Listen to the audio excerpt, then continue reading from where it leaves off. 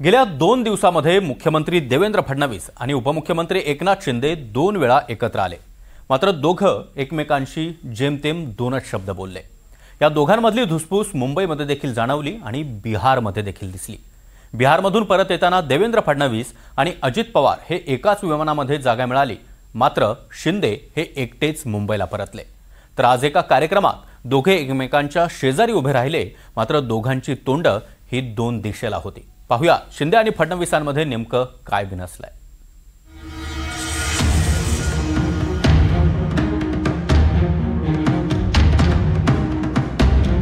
शिंदे फडणवीसांमध्ये का रे दुरावा।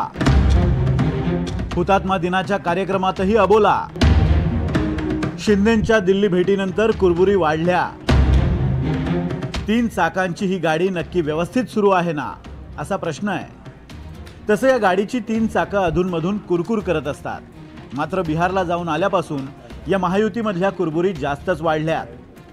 बिहारला जाताना एकनाथ शिंदेंचं विमान दिल्ली मार्गे बिहारला उडालं। शिंदेंनी अमित शहांकडे भाजपच्या किंबहुना फडणवीसांच्या तक्रारी केल्या। त्यामुळे शिंदे फडणवीसांमध्ये जास्तच बिनसलंय अशी चर्चा आहे। पण शिंदेंनी अमित शहांची भेट घेतल्यानंतर मात्र महायुती एकसंध आहे, महायुतीतच लढणार असल्याचं सांगितलं।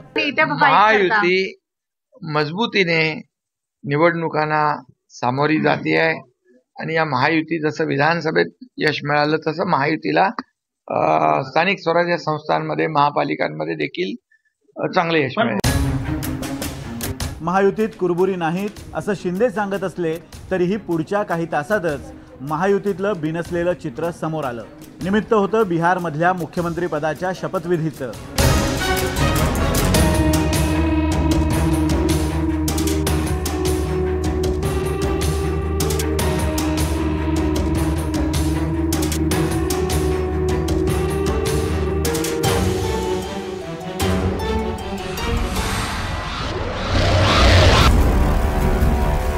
बिहार शपथविधी सोहळ्याला मुख्यमंत्री देवेंद्र फडणवीस, उपमुख्यमंत्री एकनाथ शिंदे आणि उपमुख्यमंत्री अजित पवारही उपस्थित होते।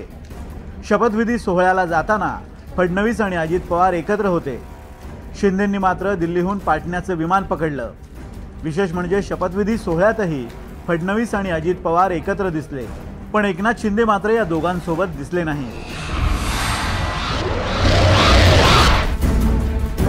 अगदी मुंबईत परतताना सुद्धा तेच चित्र दिसलं। मुख्यमंत्री देवेंद्र फडणवीस आणि उपमुख्यमंत्री अजित पवार एकाच विमानानं मुंबईत परतले।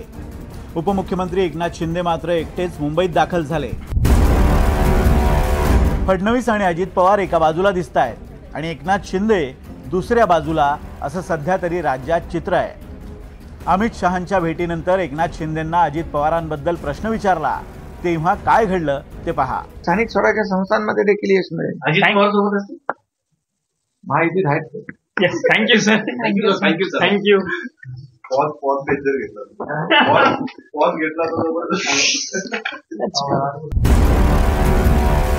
अजित पवारांबद्दल बोलताना एकनाथ शिंदेंनी मोठा पॉज घेतला।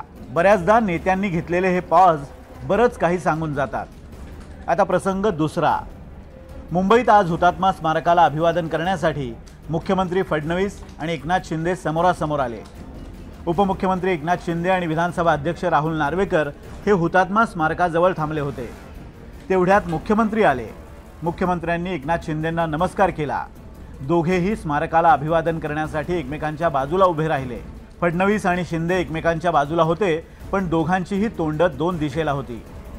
बाजूबाजूला उभे राहूनही दोघे इकडे तिकडे पाहत होते, पण एकमेकांशी एक शब्द सुद्धा बोललेले दिसले नाहीत। नंतर मुख्यमंत्री निघाले। मुख्यमंत्र्यांनी बूट घातले आणि निघताना एकनाथ शिंदेंना पुन्हा नमस्कार केला। त्यावेळी दोघे जण एकमेकांशी 2 शब्द बोलले आणि मुख्यमंत्री निघून गेले। या कार्यक्रमादरम्यान सर्वाधिक चर्चेत राहिली ती एकनाथ शिंदेंची देहबोली। त्याबद्दल शिंदेंना विचारलं असता शिंदे मात्र काही बोलायला तयार नाहीत। सर, कालच तुम्ही दिल्लीवरून परतला। तुमच्या या दिल्ली यात्रेवरून विरोधकांनी टीका करायला सुरुवात केली आहे। आता दिवस आता हुतात्म्यांचा आजचा दिवस आहे। आपण दुपारनंतर त्याच्यावर बोलू ना। सगळ्यांना तुम्हाला थँक्यू। एकनाथ शिंदे अधूनमधून राज्यातल्या तक्रारी घेऊन अमित शहांकडे जातात। तसंच याही वेळी घडलं। पण एकनाथ शिंदेंची ही दिल्लीवारी सपशेल फसली असं म्हणण्याची वेळ आली आहे. कारण शिंदेंच्या दिल्ली भेटीनंतर अमित शहांनी राज्यात काय मेसेज दिलाय पहा. राज्यातल्या पक्षप्रवेशांबद्दल देवेंद्र फडणवीसांशीच चर्चा करा. अमित शहांनी दिलेली सगळ्यात महत्त्वाची सूचना म्हणजे घटक पक्षांनी आपापले नेते आणि पदाधिकारी सांभाळावेत. मतभेदाचे काही मुद्दे असतील तर फडणवीसांशी चर्चा करा. भाजपकडे बोट दाखवण्यापेक्षा शिवसेनेने आपले नेते आणि पदाधिकारी सांभाळावेत. ते अन्य पक्षात जाणार नाहीत याची काळजी घ्यावी. मंत्रिमंडळ बैठकीवर बहिष्कार टाकून नाराजीचं जाहीर प्रदर्शन करू नका. तर दुसरीकडे भाजपनंही पक्ष वाढवावा. स्थानिक स्वराज्य संस्थांच्या निवडणुकीत भाजपला क्रमांक 1चा पक्ष करावा असे निर्देशही भाजप नेत्यांना दिलेत. स्थानिक स्वराज्य संस्थांच्या निवडणुका या तळागाळात पक्ष वाढवण्यासाठी आणि पक्ष मजबूत करण्याची उत्तम संधी असते. भाजप हा प्रचंड महत्त्वाकांक्षी पक्ष आहे. अशावेळी भाजप पक्ष वाढवण्याचा प्रयत्न करणारच. एकनाथ शिंदेंनी दिल्लीत अमित शहांची भेट घेऊन कितीही तक्रारी केल्या तरी अमित शहा स्वतःच्याच पक्षाविरोधात भूमिका कशी घेतील. शहांचं हे धोरण पक्ष विस्ताराचं असणार हे उघड आहे. शिंदेंची नाराजी अमित शहांनी फक्त ऐकून घेतली आणि सन्मानाचा शब्दही दिला. आणि शिंदे मुंबईत पोहोचत नाहीत तोच शहांनी पक्ष विस्ताराचेच आदेश आपल्या पक्षाला दिले. त्यामुळे पुढचा काही काळ तरी शिंदे आणि फडणवीसांमधली धुसफूस कायम राहणार अशीच चिन्ह आहेत. Bureau report, NDTV Marathi, Mumbai.